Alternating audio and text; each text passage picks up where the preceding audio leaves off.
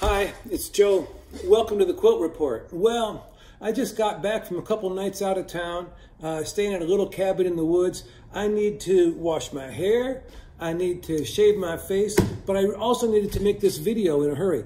Right now, while I'm thinking about it. While I was gone, I talked to my niece, Hannah Grace Lilly, who lives in Michigan. She has an Instagram called Chicken Witch Trinkets. And she's lately taken up sewing. I sent her some fabric, I've sent her some needles and thimbles, and she's been hand sewing. And it's great. She's making these beautiful, crazy heads that she's appliquing onto a background fabric. It's so super cool. But Hannah told me that she, after making one quilt top, a small quilt top, and 3 or 4 heads that she's appliquing, her wrist and her hand is just killing her. Her shoulders and her back, it's all killing her. Ay, ay, ay. She has no technique. She's never learned how to sew. It's true. You can sew any way you want. You can make a quilt any way you want. But if you want to do it for a long time, you got to take care of your body. And even hand sewing. What a lot of people do when they teach themselves how to sew is they think, how hard can it be? I hold on to the needle, and I just make it go in and out of the fabric. And then I push it, holding onto it, and I push it, and drive that needle through there. Thousands of years ago, guess what got invented? A thimble. A thimble got invented. That's what you use to drive the needle through. So I'm using, right here, I'm using a sharp, for instance. Use the right kind of a needle is another thing. A sharp is a nice long needle for piecing and applique. The way I hold it is I use it the side of my thimble, and I weave the fabric back and forth onto it. All the time, I'm keeping my wrist straight. See that?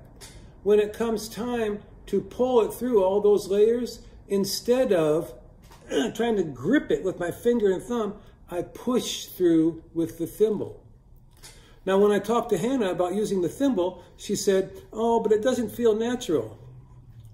Don't make me start talking about things that you put on that don't feel natural.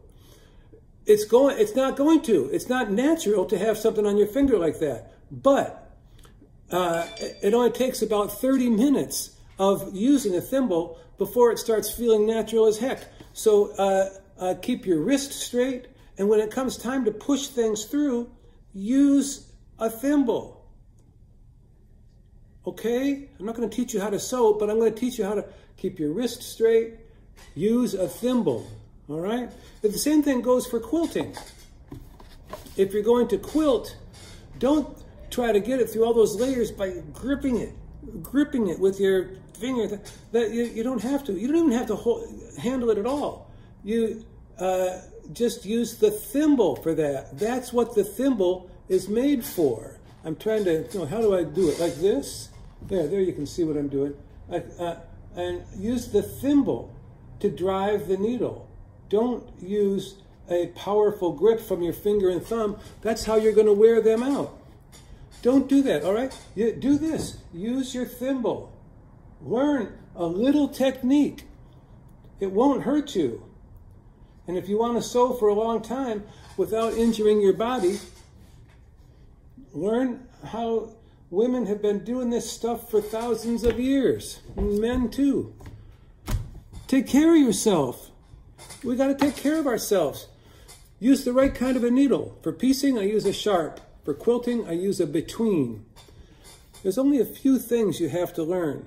Go to see Hannah's cool stuff, Chicken Witch Trinkets, on Instagram. Chicken Witch Trinkets, all one word. W-I-T-C-H there in the middle. Chicken Witch Trinkets. Check her out on Instagram. She's making cool stuff, but if she doesn't learn a little technique, she's going to ruin her body. Thanks for stopping by. Talk to you later.